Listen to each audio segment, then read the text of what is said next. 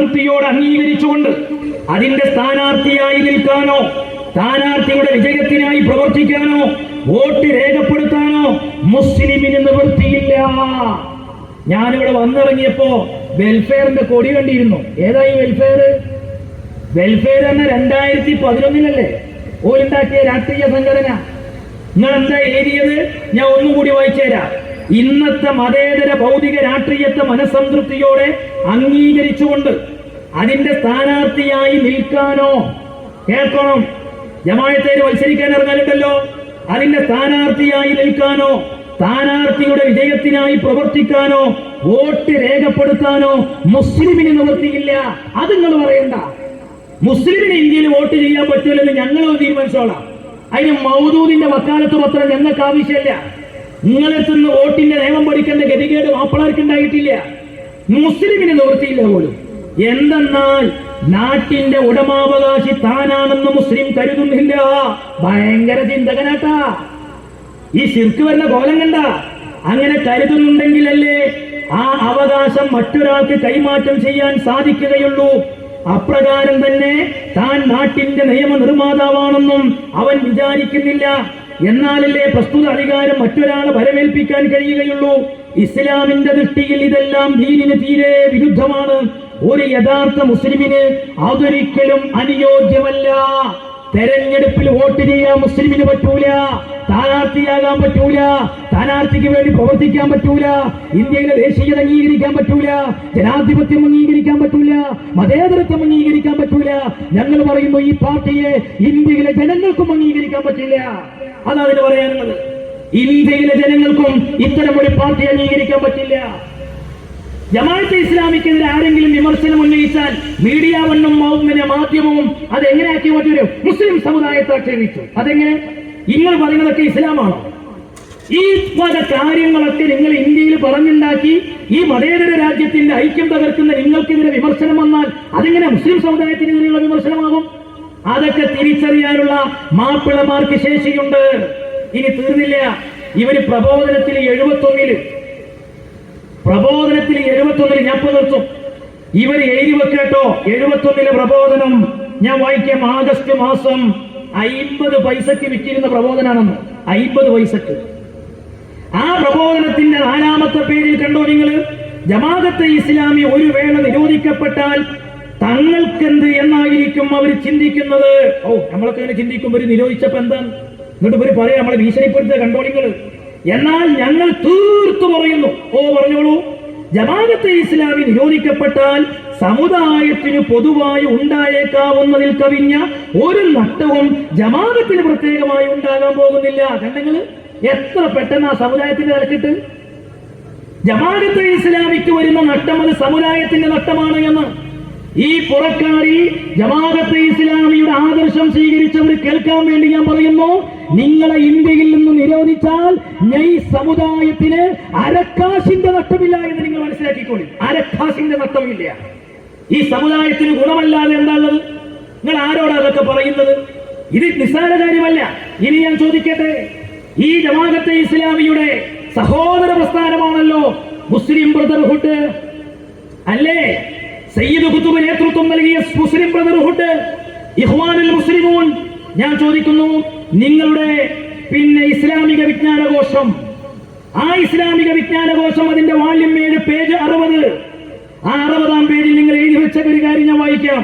Secondary സ്കൂളിലും യൂണിവേഴ്സിറ്റിയിലും പഠിക്കുമ്പോൾ മറ്റു പല സതീർത്ഥരെയും പോലെ ഉസാമ ബിൻ ലാദൻ അൽ ഇഖ്വാനുൽ മുസ്ലിമൂനുമായി ബന്ധപ്പെട്ട് പ്രവർത്തിച്ചു. ജമാഅത്തെ ഇസ്ലാമിയുടെ അടിവേരങ്ങ് പോസ്റ്റ്മോർട്ടം ചെയ്യുകയാണെങ്കിൽ ഇതാണ് ആ പുസ്തകം. ഇസ്ലാമിക വിജ്ഞാനകോശം എന്ന ഈ പുസ്തകം 7ാം വാല്യമാണ്. ഇതിന്റെ 60ാം പേജിൽ എഴുതി വെക്കുന്നു, ഉസാമ ബിൻ ലാദൻ ജമാഅത്തെ ഇസ്ലാമിയുടെ ഇഖ്വാനുൽ മുസ്ലിമുമായി ബന്ധപ്പെട്ട് പ്രവർത്തിച്ചിരുന്ന ആളാണെന്ന്. ഇനി ഞാൻ ചോദിക്കട്ടെ, ജമാഅത്തെ ഇസ്ലാമിയുടെ തീവ്രവാദ പ്രവർത്തനങ്ങൾ ഞങ്ങൾ എന്ത് ചെയ്യണമെന്നാണ് നിങ്ങൾ പറയുന്നത്?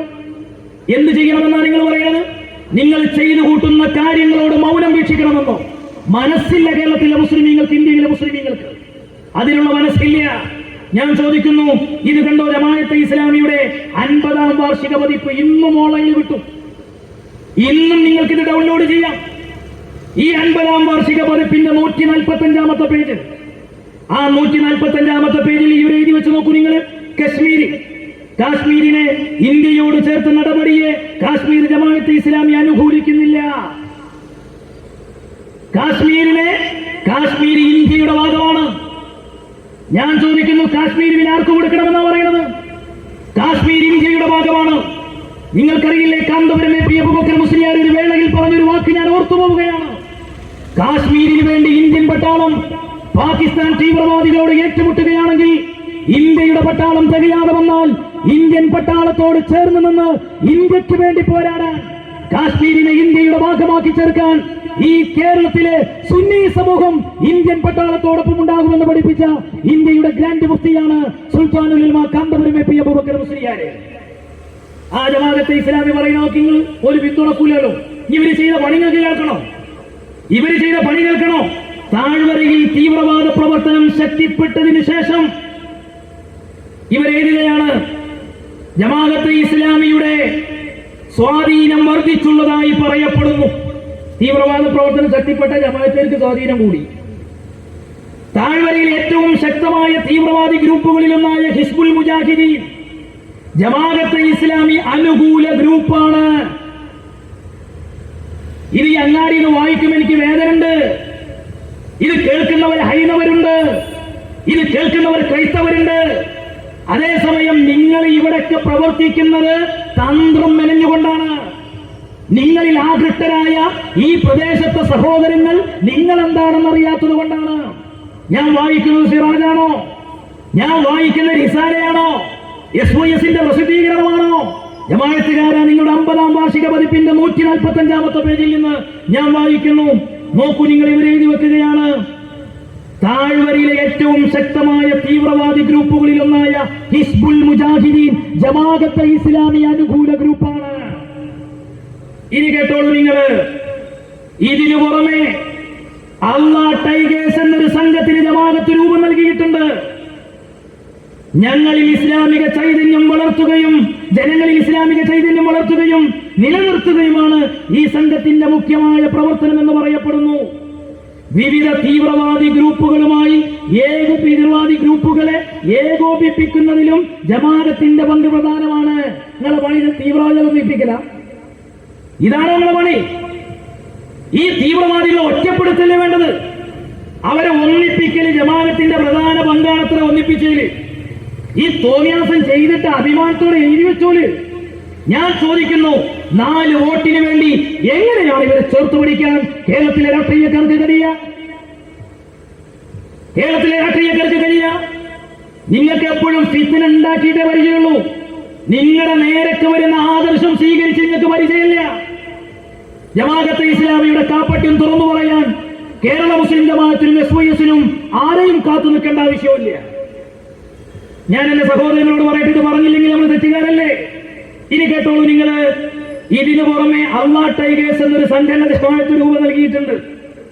ജനങ്ങളിൽ ഇസ്ലാമിക ചൈതന്യം വളർത്തുകയും നിലനിർത്തുകയുമാണ് ഈ സംഘത്തിന്റെ മുഖ്യമായ പ്രവർത്തനം എന്ന് പറയപ്പെടുന്നു. വിവിധ തീവ്രവാദി ഗ്രൂപ്പുകളെ ഏകോപിപ്പിക്കുന്നതിൽ ജമാഅത്തിന്റെ പങ്ക് പ്രധാനമാണ്.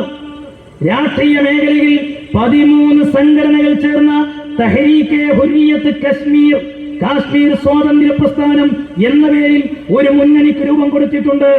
ഈ ഗ്രൂപ്പിലെ ഏറ്റവും വലിയ സംഘടന ജമാഅത്താണ്. അരാഷ്ട്രീയനായ അഡ്വക്കേറ്റ് മിയാൻ അബ്ദുൽ കയ്യൂമാണ് മുന്നണിയുടെ അധ്യക്ഷൻ.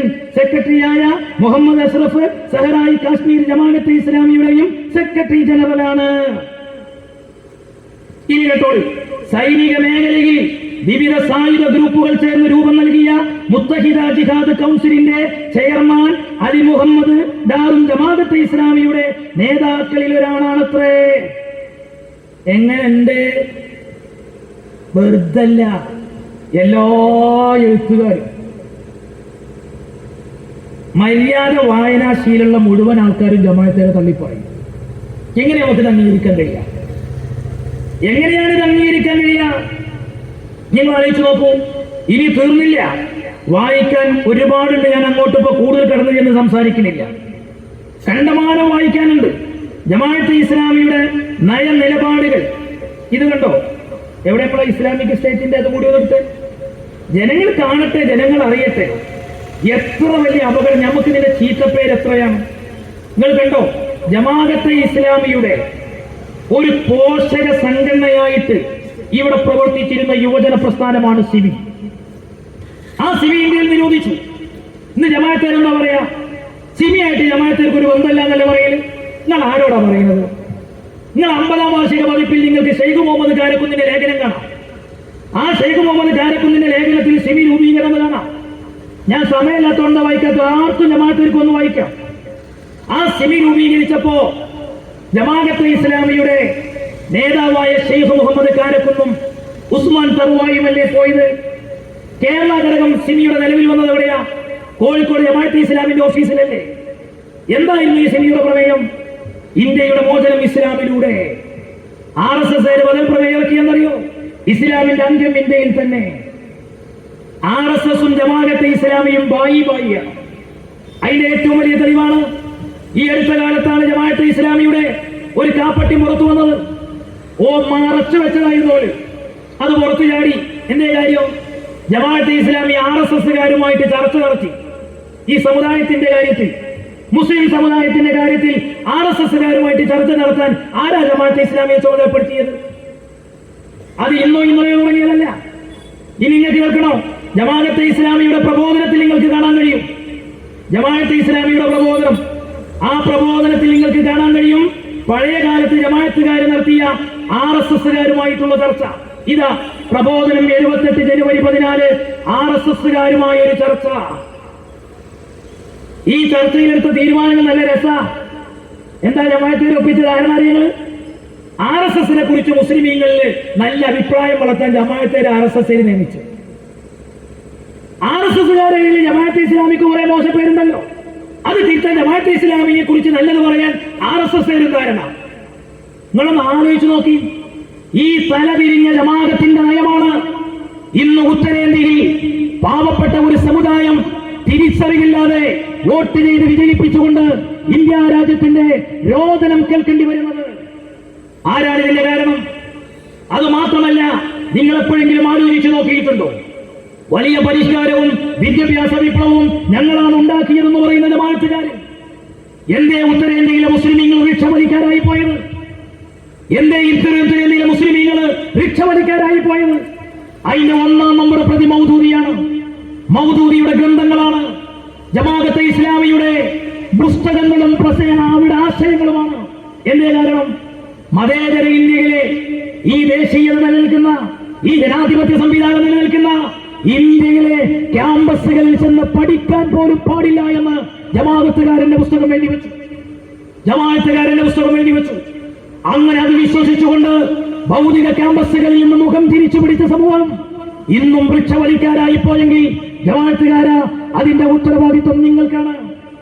അത് തിരുത്താനാണ് ഇന്ന് നൂറാനിമാരുടെ നേതൃത്വത്തിൽ, അഹ്സനിമാരുടെ നേതൃത്വത്തിൽ, സഖാഫിമാരുടെ നേതൃത്വത്തിൽ, സയ്യിദിമാരുടെ നേതൃത്വത്തിൽ കേരളത്തിലെ മുസ്ലിം പണ്ഡിതന്മാർ ഉത്തരേന്ത്യയിൽ ഇസ്ലാമിക ദഅവ പ്രവർത്തനത്തിന് നേതൃത്വം നൽകുന്നത്. ഇത് കണ്ടോ നിങ്ങൾ? എത്ര ലജ്ജാകരം! RSSകാരുമായിട്ടുള്ള കൂടിക്കാഴ്ച. ഇതൊക്കെ പറയുമ്പോൾ നിങ്ങൾക്ക് തോന്നി ഈ നാട്ടിൽ ചികിത്സ നിൽക്കുന്ന ഏതെങ്കിലും ചെറുപ്പക്കാർക്ക് തോന്നുന്നുണ്ടോ ഈ മുസ്ലിയാർ എന്തൊക്കെയാ വികാരത്തള്ളിച്ചുകൊണ്ട് പറയുന്നത്? ഇതാണ് ജമാഅത്തെ ഇസ്ലാമി. ഈ ജമാഅത്തെ ഇസ്ലാമിയെ ഒരു ഇസ്ലാമിക പ്രസ്ഥാനമായിട്ട് എങ്ങനെ വായിക്കാൻ കഴിയും? ഇനി ഞാൻ ചോദിക്കട്ടെ, ഈ ഇന്ത്യ രാജ്യം മുസ്ലിം രാഷ്ട്രമാക്കണമെന്നുള്ളത് ഇവരുടെ നയമാണ്, ഇവരുടെ അജണ്ടയാണ്, ഇവരുടെ അജണ്ടയാണ്. ഇതിൽ ഇസ്ലാമിക രാജ്യമാക്കണം. RSS പറയുന്നത് ഹിന്ദു രാജ്യമാക്കണമെന്നാണെങ്കിൽ ജമാഅത്തെ ഇസ്ലാമി പറയുന്നത് ഇത് ഇസ്ലാമിക രാജ്യമാക്കണമെന്നാണ്. ഇന്ത്യയിലെ മതേതര കാഴ്ചപ്പാടുള്ള ജനങ്ങൾക്ക്, അതിൽ മുസ്ലിമുണ്ട്, ക്രിസ്ത്യാനിയുണ്ട്, ഹിന്ദുവുണ്ട്, മതമുള്ളവനും മതമില്ലാത്തവനുമുണ്ട്. ഒന്നിച്ച മനസ്സോടെ അവർ പറയുന്നറിയോ? ഇത് ഹിന്ദു രാജ്യമാക്കണ്ട, ഇത് മുസ്ലിം രാജ്യമാക്കണ്ട, ഇത് മതേതര രാജ്യമായി നിലനിൽക്കണം, ഇത് മതേതര രാജ്യമായി നിലനിൽക്കണം. ജമാഅത്തെ ഇസ്ലാമിയുടെ നോക്കൂ നിങ്ങൾ, ഇവരുടെ സ്വപ്നമാണ് ഇസ്ലാമിക് സ്റ്റേറ്റ്. ഇത് ജമാഅത്തെ ഇസ്ലാമിയുടെ പ്രബോധനം 83 ഫെബ്രുവരിയിൽ പുറത്തിറക്കിയ പ്രബോധനം, 1.5 രൂപയ്ക്ക് വിറ്റിരുന്ന പ്രബോധനം. അതിന്റെ പുസ്തകം ലക്കം 11 കണ്ടോ നിങ്ങൾ? ഞാൻ വായിച്ചു തരാം. 1-ാം നൂറ്റാണ്ടിൽ ആരംഭിച്ച ഇസ്ലാമിക സ്റ്റേറ്റ് സങ്കല്പം തുടർന്നുള്ള നൂറ്റാണ്ടുകളിലൂടെ വളർന്നു വരേണ്ടതായിരുന്നു. പക്ഷേ കാലത്തിന്റെ പ്രവഹത്തിൽ എവിടെയോ വെച്ച് മുസ്ലിമീങ്ങൾക്ക് ഈ സങ്കല്പം തന്നെ കൈമോശം വരികയാണുണ്ടായത്. നൂറ്റാണ്ടുകളുടെ തിരോധാനത്തിനു ശേഷം മുസ്ലിങ്ങൾ ഇപ്പോഴത് വീണ്ടെടുക്കുന്നേയുള്ളൂ. നൂറ്റാണ്ടുകളുടെ പഴക്കം അതിൽ ദൃശ്യമാകുന്നുവെങ്കിൽ തികച്ചും സ്വാഭാവികമാണ്. ഇസ്ലാമിക രാഷ്ട്രസങ്കല്പത്തെ കാലത്തിന്റെ കണ്ണാടിയിലൂടെ കാണാനും വിലയിരുത്താനും ഇനിയും സമയം ആവശ്യമാണ്. ഞാൻ ചോദിക്കുന്നു ജമാഅത്തേരാ, നിങ്ങളും ഐഎസും തമ്മിലുള്ള അന്തരം എന്താ? നിങ്ങളും ഐഎസും തമ്മിലുള്ള അന്തരം എന്താണ്? ഐഎസിന്റെ ആദർശം ഇതന്നല്ലേ? അവര് ചെയ്യുന്ന കാര്യമല്ലേ നിങ്ങളിപ്പോ ചെയ്തുകൊണ്ടിരിക്കുന്നത്? നിങ്ങൾ ആലോചിച്ച് നോക്കി. നല്ല ആദ്യം തന്നെ ജമാഅത്തേര് പോലെ എല്ലാ ആശയം എടുക്കൂല. അതേ സമയത്ത് ഇവിടുന്ന് കുറ്റ്യാടിയിലേക്ക് എത്ര ദൂരമുണ്ട്? എനിക്കറിഞ്ഞു എത്ര ഉണ്ടാവും? ഏതായാലും ഒരു മണിക്കൂർ യാത്ര ചെയ്ത കുറ്റ്യാടി എത്തൂലേ? ആ കുറ്റ്യാടിയൊക്കെ ജമാഅത്തെ ഇസ്ലാമി കാണിച്ച ഭീകര താണ്ഡവം, ഓലെ കർസേവ പ്രവർത്തനം, എന്നിട്ട് അത് അഭിമാനത്തോടെ എഴുതി വെക്കുകയും ചെയ്തു. ജമാഅത്തെ ഇസ്ലാമിയുടെ ലക്ഷ്യമാർഗം എന്ന് പറയുന്ന ഈ പുസ്തകത്തിൽ ഇവർ പറയുന്നത് ഞങ്ങളെടുത്തൊരു അട്ടിമറി ഇല്ല എന്നാ. അട്ടിമറി, കളവ്, വഞ്ചന, ചതി ഇതൊന്നും ഞങ്ങളെ ഏർപ്പാടല്ല എന്നാ. നിങ്ങളെ PK ഹാഷിമാജി എങ്ങനെയാ ജമാഅത്ത് വിട്ടത്? എറണാകുളത്തെ മദീന പള്ളി നിങ്ങൾ കർസേവ ചെയ്തോണ്ടാ. എരച്ച് കയറി ചെന്നു, ഭീഷണിപ്പെടുത്തിയാണ് ആ പള്ളികൾ പിടിച്ചെടുത്തത്. അതിന്റെ പേരിൽ നിങ്ങളുടെ നേതാവ് ഇതാ അദ്ദേഹം ജമാഅത്തെ ഇസ്ലാമി ആരുടെ സൃഷ്ടി എന്ന പേരിൽ സമസ്തന്റെ മുഷാവറങ്ങല്ല. PK ഹാഷിം എന്ന നിങ്ങളുടെ നേതാവ്, നിങ്ങളുടെ ഏറ്റവും വലിയൊരു നേതാവായി നിങ്ങൾ കൊണ്ടുവന്നിരുന്ന ആള് നിങ്ങളെ തോലി വിരിഞ്ഞു കാണിക്കുന്ന പുസ്തകം വായിച്ച് ജമാഅത്ത് തരാം.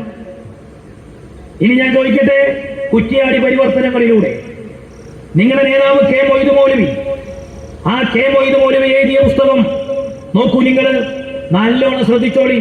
ജമാഅത്തെ ഇസ്ലാമിക്കാര് സുന്നികളെ പള്ളി പിടിച്ചെടുക്കണ കോലം. ഓലാട് വരികയ്യ, ഓലാട് ഒത്തുപോകും, ഓലാട് മീറാവ് വെക്കും. അങ്ങനെയൊക്കെ ജമാഅത്തിന്റെ പരിപാടി.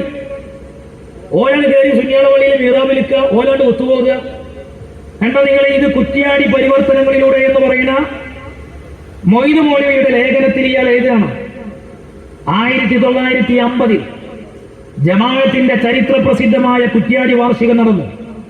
ഷെയ്ഖ് അബ്ദുള്ള സാഹിബ് തമിഴ്നാടായിരുന്നു ആ യോഗത്തിലെ മുഖ്യാതിഥി. സ്വതസിദ്ധമായ ശൈലിയുടെ ഉടമയായ അദ്ദേഹത്തിന്റെ പ്രസംഗമാണ് കുറ്റ്യാടിയെ പിടിച്ചു കുലുക്കിയത്. ഇനി കേട്ടോളൂ. ഈ സമ്മേളനത്തിന്റെ പ്രവർത്തനാർത്ഥം ദിവസങ്ങളോളം ഹാജി സാഹിബ് എന്ന് പറഞ്ഞാല് ഇതാ ഈ മനുഷ്യൻ, ഇയാളാണ് കേരളത്തിൽ ജമാഅത്തെ ഇസ്ലാമിയുടെ ഘടകം രൂപീകരിച്ചത് 1948. ഇതാണ് ഹാജി സാഹിബ്. ഈ ഹാജി സാഹിബാണ് ഈ കുറ്റ്യാടിയിലെ സകല ഫിത്തിനുണ്ടാക്കിയത്. ഇയാളെ കുറിച്ച് എഴുതിയെടുത്ത് പറഞ്ഞിട്ടുണ്ട്, ഇയാളെടുത്തൊരു കത്തി എപ്പോഴും ഉണ്ടായിരുന്നില്ലേ, കടാര, അക്രമത്തിനായിട്ട് നടക്കുന്ന ഒരു മനുഷ്യൻ. ഇനി കേട്ടോളി, നിങ്ങൾ കേട്ടോളി. ഈ സമ്മേളനത്തിന്റെ പ്രവർത്തനാർത്ഥം ദിവസങ്ങളോളം ഹാജി സാഹിബ് കുറ്റ്യാടിയിൽ ക്യാമ്പ് ചെയ്തു വരികയായിരുന്നു. ഇതിനിടയിലാണ് അബ്ദുള്ള കുട്ടി മൗലവിയുടെ സമ്മതത്തോടുകൂടി ജനാബ് Kaithakkavannil Sufi Sahib, Cheruvott Moideen Sahib, TP Abdulla master, Kovilath Chakkara Moideen Sahib, PV Kunhamaji, R Abdurahman, Othiyath Kunhama Sahib, M Moosa master തുടങ്ങിയവർ ഹാജി സാഹിബിനെ സമീപിച്ച് കുറ്റ്യാടിയിലെ ഖുതുബ പരിഷ്കരണത്തെ കുറിച്ച് സംസാരിച്ചത്. ഇവരൊക്കെപ്പാടെ ചെന്നിട്ട് ഈ കടാരേറ്റ് നടക്കുന്ന ഹാജിനോട് പറഞ്ഞു, നമുക്ക് കുറ്റ്യാടിയിലെ പള്ളിന്റെ ഖുതുബ അങ്ങോട്ട് മാറ്റിയാലോ ചോദിച്ചു. അപ്പൊ ആചാര്യ വന്ന അവരുടെ നിങ്ങളതിന് സന്നദ്ധരാണോ എങ്കിൽ അതിൽ ഒരുങ്ങിക്കൊള്ളുക. നിങ്ങൾ റെഡിയാണെങ്കിൽ ഞാൻ റെഡി. എങ്ങനെയുണ്ട് നേതാവ്? ഇനി കേട്ടോളി. അകപ്പള്ളി നിറയെ കാലക്കൂട്ടി അനുകൂലികളെ ഇരുത്തിയിരുന്ന നല്ല. ഇപ്പൊ ഇയാൾ ഉപദേശം കൊടുത്ത് നിങ്ങൾ ചെയ്യേണ്ടെന്നറിയോ? ബാങ്ക് കൊടുക്കുന്നതിന് മുമ്പ് തന്നെ സാധാരണങ്ങൾ ബാങ്ക് കൊടുത്തതിന് വെച്ചാൽ പോക്ക് ഇവിടെ അങ്ങനെ പോയ പോരാ. ഇപ്പോൾ കുറച്ച് നേരത്തെ ചെന്നിട്ട് ആത്തേപ്പള്ളി ഇങ്ങോട്ട് പിടിച്ചു കൊടുത്തോളി. ഇനി കേട്ടോളി, അതാണ് നല്ലത്. എന്നിട്ട് പറയാണ്, സംഗതി ഞാൻ നിർവഹിച്ചോളാം, കുത്തുബൊക്കെ ഞാൻ ഒതുക്കോളാം. ഇതായിരുന്നു ഹാജി സാഹിബിന്റെ പ്രതികരണം. ചുമഴക്ക് സമയമായി, പള്ളി ജനനിബിഡമായി. നേർച്ച കുഞ്ഞത്തുള്ള മുസ്ലിയാർ നീളക്കുപ്പായം ധരിച്ച് തലയെക്കെട്ടണിഞ്ഞ് തൊയിൻസാൻ പുതച്ച് മിമ്പറിൽ കയറാനുള്ള ഒരുക്കത്തിൽ പടിഞ്ഞാറേ ചെരുവിൽ സമയം കാത്തിരിക്കുകയാണ് മൊയ്‌ദി മുസ്ലിയാർ മൂലയിൽ വെച്ച വാള് കയ്യിലെടുത്ത്, അത് മരത്തിന്റെ വാളാണ്, നമുക്കറിയാം സുന്നികളുടെ പള്ളിയില്, കിഴക്കോട്ട് തിരിഞ്ഞ് 2 അടി മുന്നോട്ട് വെച്ച് വാള് തലപ്പ് നിലത്ത് കുത്തി 2 കൈയും വാൾപ്പിടിയിൽ ഒന്നിനുമേലെ ഒന്നായി വെച്ച് ഒന്ന് നിവർന്നു നിന്ന് മആശറ വിളിക്കാൻ ഒരുങ്ങുന്നതേ ഉള്ളൂ. അപ്പോഴേക്കും ഹാജി സാഹിബ് പിന്നെ മിമ്പറിന്റെ 3-ാം പടിയിൽ കയറി കിഴക്കോട്ട് തിരിഞ്ഞ് അസ്സലാമു അലൈക്കും വറഹ്മത്തുള്ളാഹ് എന്ന് ഉറക്കെ പറഞ്ഞ് മിമ്പറിന്റെ മുകളിലെ പടിയിൽ ഉപവിഷ്ടനായി കഴിഞ്ഞിരുന്നു. ഇയാൾ തവള ചാടുമ്പോൾ ഒറ്റ ചാട്ടത്തിന് 3-ാം പടി. 1-ാം സ്റ്റെപ്പിൽ ചവിട്ടാൻ തന്നെ ഇയാൾക്ക് നേരം ഉണ്ടായിരുന്നില്ല. നിങ്ങൾ ആലോചിച്ച് നോക്കോളൂ, ഒരു പക്ഷെ അങ്ങനെ പലയിടത്തുണ്ടാവും. ഇക്കാമത്തിന്റെ സമയമായപ്പോഴാണ് നിറാബ് കയറിക്കുക. ഇനി ആ വക കാര്യങ്ങൾ സുന്നിയത്ത് ഞെട്ടല് നിവർത്തി ആദർശം പറയുന്ന കാല. ആ പൂരി വെച്ച ഒരൊറ്റ സുന്നി പള്ളിയിലും ഒരു മീറാബിലും ഒരു കുത്തുബയും പിടിച്ചെടുക്കാൻ വേണ്ടി വന്നിട്ടുണ്ടെങ്കിൽ ഇന്ത്യയുടെ നിയമം വെച്ച് ജമാഅത്തെ ഇസ്ലാമിയെ ആശയപരമായും നിയമപരമായും എങ്ങനെ നേരിടാമെന്ന് കരുത്തറിയിച്ച ഒരു സമൂഹമാണ് ഞങ്ങളുടെ സമൂഹം.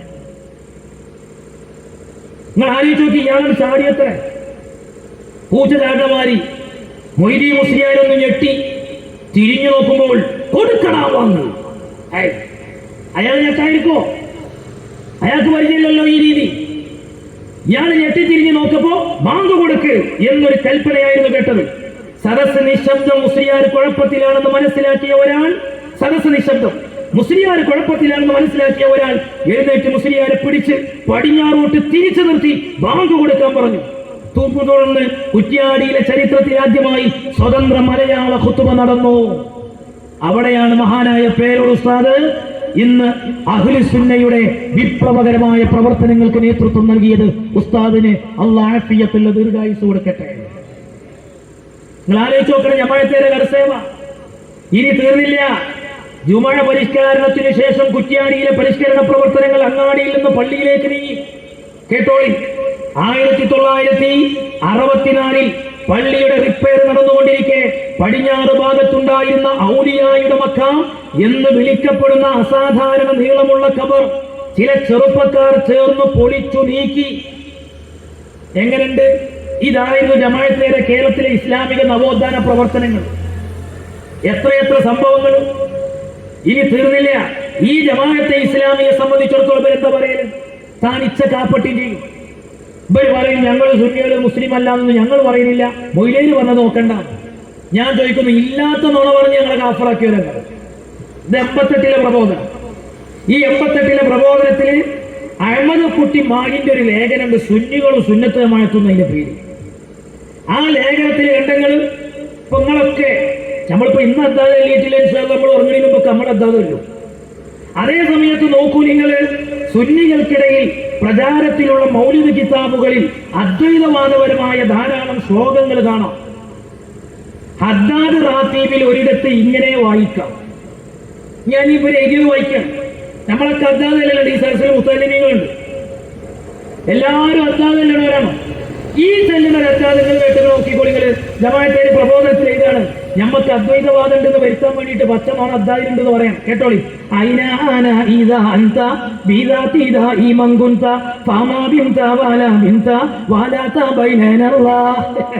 എവിടുന്ന് കിട്ടി ജമാഅത്തെ രംഗത്തൊരു വഴി? ഞങ്ങൾ ഇതെങ്ങനെ അദ്ദാദ് കാണിച്ചു തരുമോ? നിങ്ങൾ മൊബൈലിൽ ആപ്പ് എടുത്ത് നോക്കിക്കോളി. അദ്ദാദ് തങ്ങൾ ക്രോഡീകരിച്ച ദിക്റിന്റെ സമാഹാരം നിങ്ങൾക്ക് കാണാം, അതിന്റെ സംക്ഷിപ്തം കാണാം. കാണിച്ചു തരുമോ? ഇനി കണ്ടോ നിങ്ങൾ, വീണ്ടും ഒരു എഴുതി. എന്താണ് എന്ന് കേട്ടോളൂ. നുബുവത്തുവാദം സുന്നികളിൽ കടന്നുകൂടുന്നത് കാണുക. മുഹിയുദ്ദീൻ ശൈഖിന്റെ മൗലിദി ശൈഖ് അവറുകൾ പറയുന്നതായി ഗ്രന്ഥകർത്താവ് അവതരിപ്പിക്കുന്നു. മുഹിയുദ്ദീൻ മൗലിദിലുണ്ടല്ലോ ഒരു കൊടുത്ത വരി. ഞാൻ ഈ പുറക്കാട് ജമാഅത്തെ ഇസ്ലാമിക്കാരെ വെല്ലുവിളിക്കുന്നു. ഞങ്ങളുടെ മുഹിയുദ്ദീൻ മൗലിദി നിങ്ങളെ 88 പ്രബോധനത്തിലുള്ള വരിവാതിലുള്ള ഒരു വരി കാണിച്ചെന്നാൽ 1 കോടി റുപ്യ ഞങ്ങൾക്ക് തരും. 1 കോടിയാണ്. നിങ്ങൾ ഏതായിരുന്നാലും മാധ്യമത്തിൽ കോടികൾ കഷ്ടപ്പാടിൽ കിടക്കുകയാണ്. അത് വരാൻ പോകുന്നുള്ളൂ. കേരളത്തിൽ ചർച്ചയാക്കിയിട്ടില്ല. ഞങ്ങൾ ആഗ്രഹിക്കുന്നറിയോ, നിങ്ങൾ ഒന്നും കൂടി ഞങ്ങളെ കുറിച്ച് ഒന്നും കൂടി പറയേണ്ട ഒരു അവസരങ്ങൾ ഈ പുറക്കാടുണ്ടാക്കി തരികയാണെങ്കിൽ നിങ്ങളെ ജമാഅത്തെ ഇസ്ലാമിയുടെ മാധ്യമം ഇപ്പോൾ നേരിട്ടുകൊണ്ടിരിക്കുന്ന മഹാപ്രതിസന്ധിയുണ്ട്. നിങ്ങൾ പോലും വായിക്കാത്ത സാധനം ഞങ്ങളെ കയ്യിലെത്തിയിട്ടുണ്ട്. ആ റിപ്പോർട്ട് എങ്ങനെ ഞങ്ങളെ കയ്യിലെത്തിയെന്ന് ചോദിച്ചാൽ എനിക്കൊന്നേ പറയാനുള്ളൂ, മൗദൂദിയുടെ കറാമത്ത്. ആ കറാമത്ത് കൊണ്ടാണ് ഈ സാധനം ഞങ്ങളെ കയ്യിലെത്തിയത്. ജമാഅത്തേർ വിട്ടുന്ന് നോക്കുന്നുണ്ടാകും, ഇത് മൊത്തം അതാണ് സാധനം, റിപ്പോർട്ടാണ്. ലേശം കെണിയും, പക്ഷെ അതൊന്നും ഞങ്ങൾക്കൂടെ ഉദ്ദേശിക്കുന്നില്ല. ജമാഅത്തെ ഇസ്ലാമി സമുദായത്തിനകത്തുണ്ടാക്കിക്കൊണ്ടിരിക്കുന്ന ഫിത്ന നിർത്തുന്നതാണ് നല്ലത്. അത് നിർത്തലാണ് നല്ലത്. നിങ്ങൾ സുന്നികളെ കാഫറാക്കാൻ വേണ്ടി മൗലവി കിതാബിൽ ഇല്ലാത്ത രീതി ഞാൻ വായിച്ചുതരാം.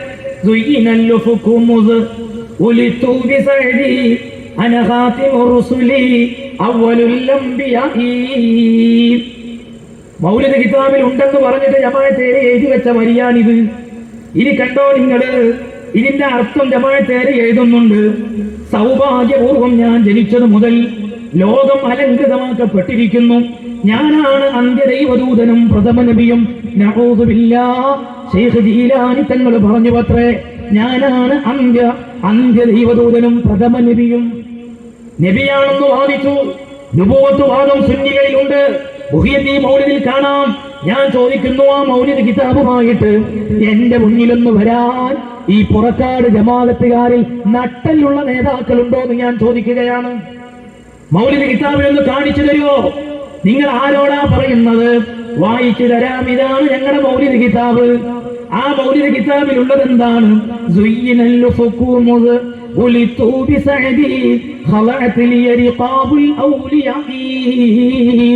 ജമാഅത്തേര് കൂട്ടിക്കൊടുത്തതോ അനഹാത്തിമുർ റുസുലി അവ്വലുൽ അംബിയായി. അങ്ങനെയല്ല അവിടെ ഉള്ളത്. അവിടെ ഉള്ളത് എന്താ? ഖലഅത്തിൽ യരിഖാബുൽ ഔലിയായി. ഇത് കഴിഞ്ഞിട്ട് വേറൊരു വരിയുണ്ട്.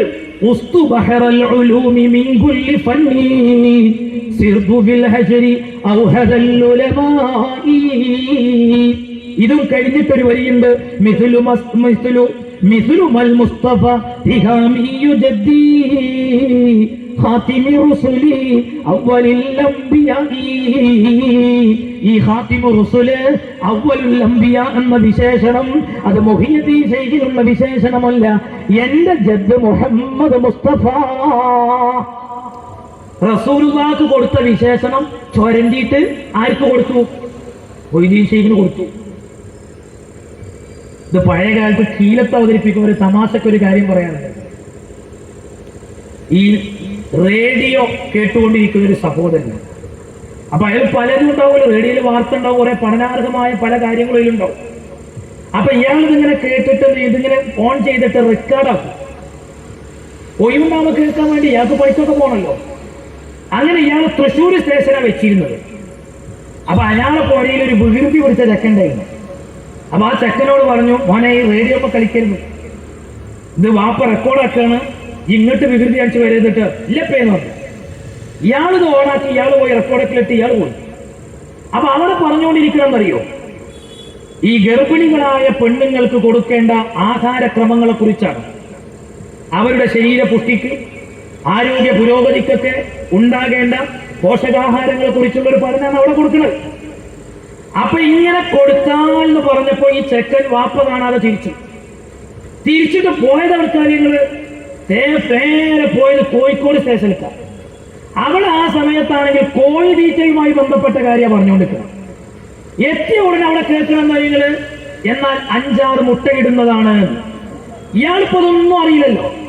ഇയാള് പണിയൊക്കെ കഴിഞ്ഞ് പാവം കയ്യും കാലൊക്കെ കഴിഞ്ഞ് നിസ്കാരമൊക്കെ കഴിഞ്ഞിട്ട് ഒഴിപോലെ ഇങ്ങനെ റേഡിയോയിലെ തൃശ്ശൂർ സ്റ്റേഷനിലെ ആ ആരോഗ്യപരമായ കാര്യങ്ങളൊക്കെ ഒന്ന് പഠിച്ചു മനസ്സിലാക്കാൻ വേണ്ടി റെക്കോർഡ് തുറന്നു നോക്കുമ്പോ ഇയാൾ കേൾക്കുന്ന വർത്താനം അറിയുന്നത്, ഗർഭിണിയായ പെണ്ണിന് ഇങ്ങനെയൊക്കെയുള്ള ആഹാരങ്ങൾ ശീലമാക്കി കൊടുക്കുകയാണെങ്കിൽ 5-6 മുട്ടയിടുന്നതായിരിക്കും.